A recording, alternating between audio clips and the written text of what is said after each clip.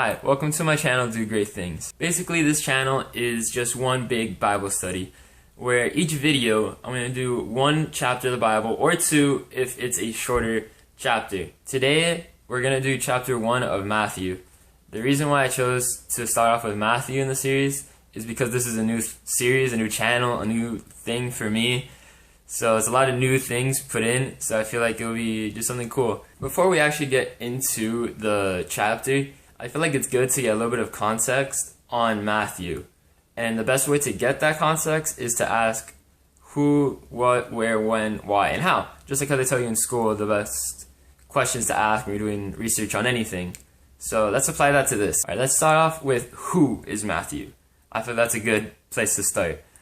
Obviously, it's Matthew, as the name implies, Matthew the disciple, to be more specific. A cool thing though that some people might not know is that Matthew's name was previously Levi, but in the book of Matthew he actually refers to himself as Matthew, and that's how some scholars think that that's who wrote it, because in Mark and Luke it's actually Levi. That's actually how Mark and Luke referred to Matthew when Jesus first meets him. Now, what is Matthew? In order to answer this question, we're just going to basically refine the question a little bit and say what is in Matthew. What is in the book of Matthew? What is in the book of Matthew are parables, sermons, some answers to prophecy, which is actually a big theme, which we're going to go into later, as well as basically just the life of Jesus, the story of Jesus, and how he was born, the life, and how he ministered to others, and then the crucifixion, which is in the end. Spoiler alert. We can't really answer the question where, because I'm not sure how to answer that question. If it should be where is Matthew? In heaven. And where's the book of Matthew? In the New Testament. So I'm not quite sure how to answer that question. It's also the same thing for when, because when was Matthew written? Matthew was written between 48 to 60 BC from the research that I've done. Because every place I went to had a different 5-year span, but it was pretty much within those dates. So you can do your own research and you can take what you want from that. But I think it was from 40 to 60 BC. Now we go to why. Why was Matthew written?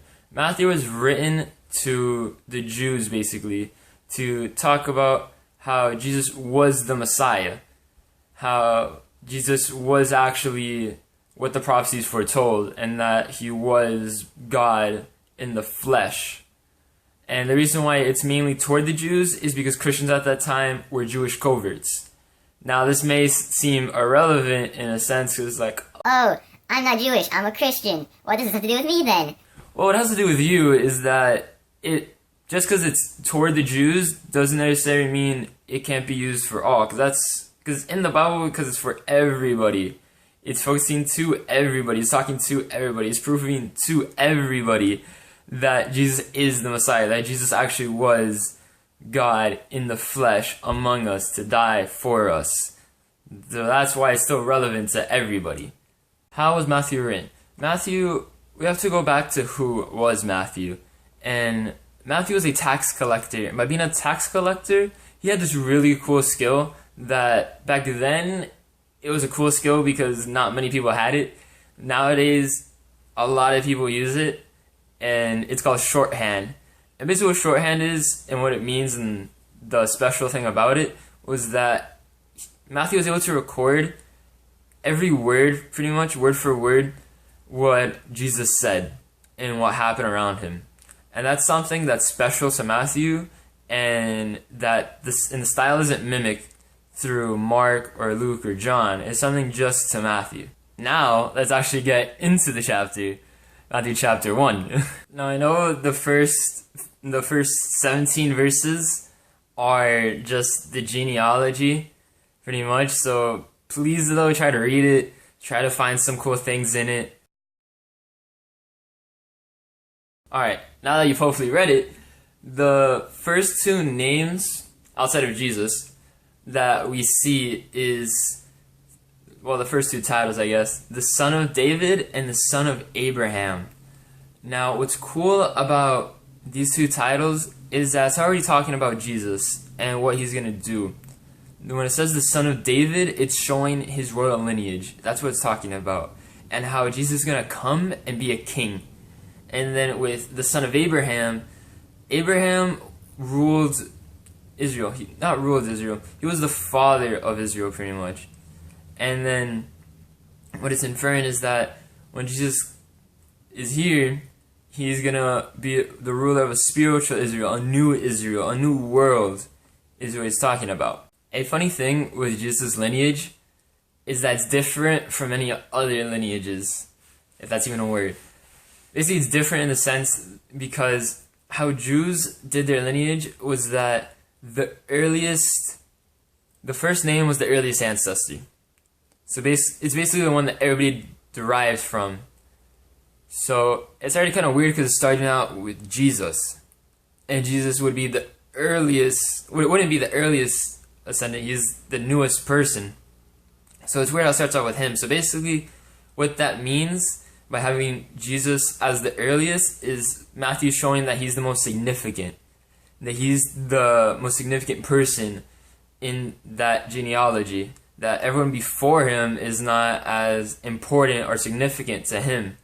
And it makes sense because Jesus is God in the flesh who came down. So, of course, he's going to be the most important, right? Pop quiz. Who are the 4 women that is spoken in the lineage? Yeah, I know what you're saying. I'm just pulling a Dora the Explorer right here. Tamar, Rahab, Ruth, and Bathsheba. And those 4 women are just being in the lineage is actually a huge deal.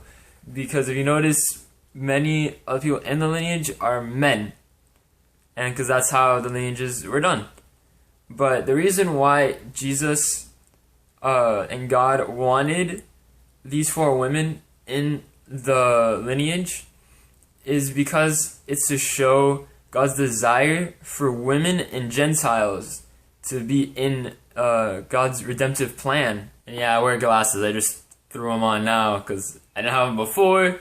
Because there's a lot of light producing a lot of glare off my lenses, and I didn't want you guys to have to deal with that and distract you, so I'm going to have them on now throughout the rest of the video. Okay, I'm going to read out of verse 16.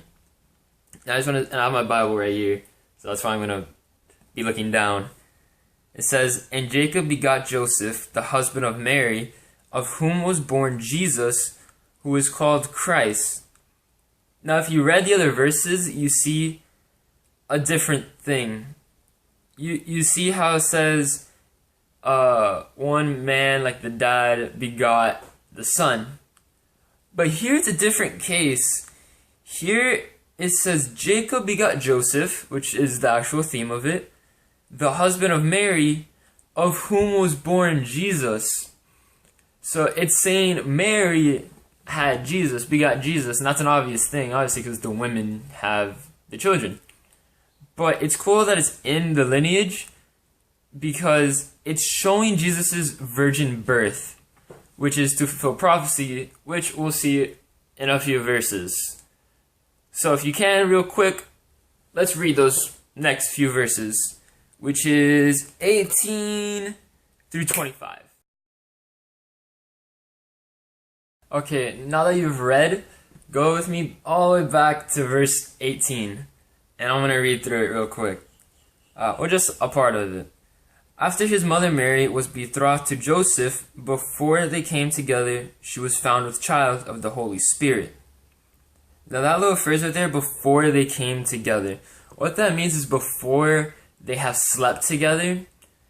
So that shows why Joseph is so upset. Because he was pure and he was hoping that she would stay pure.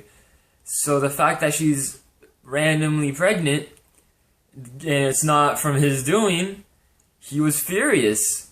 But since he was such a good guy, he didn't want her to die, because that would have been the penalty if he went and spoke up about it. So, good guy Joseph. I also want to specify real quick, because this may get screwed up with some people. This says that she was found with child of the Holy Spirit. This doesn't mean that, like in Greek mythology, that God came down in a material form and impregnated Mary. That's not what happened at all. It was the Holy Spirit inside her that basically just popped up a baby. A baby was just made inside Mary's womb, is what happened. So it's not that God impregnated her and slept with her. That's not it at all. It's just the Holy Spirit inside her, that's inside everybody when you're a Christian, formed a baby within her. I just want to specify on that because some people may get that confused, and I don't want them to be confused on that. I'm super big into names. I really like knowing the meaning behind names, and we'll probably see that throughout this series. So Jesus' name is the Greek version of the Hebrew name Joshua or Yeshua, which means Yahweh saved. So already his name is depicting what's going to happen. That Jesus is going to come, that Jesus, God, just in a human form, is coming to save us, humanity. Okay, now go with me real quick to verse 24 and 25. I'm not going to read it, not going to go really into it. I just want to talk about it a little bit. And it talks about Joseph's obedience and trust in God. Because after this dream that the angel comes and talks to him about how it was the Holy Spirit that impregnated Mary and it wasn't another guy as Joseph was thinking. And it shows that Joseph immediately wakes up and he goes to Mary. So it shows how Joseph's immediate trust in God and obedience, because he's going immediately after he wakes up. He's not sitting there waiting, thinking about it, creating his own ideas. He immediately goes out and talks to Mary as the angel told him to.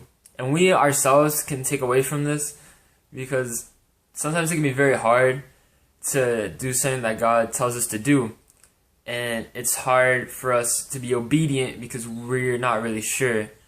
So we can kind of take away from this with Joseph and try to have the same amount of trust, the same obedience for God. Thank you guys so much for watching this video. If you watched the entirety of it, thank you so much. It means a lot. This is the first time I'm doing this. I want to continue it, and next time it's going to be Matthew 2. I'm just going to continue through the book of Matthew, and I hope you stay along. I hope you enjoyed it, and I'd love to see you next time.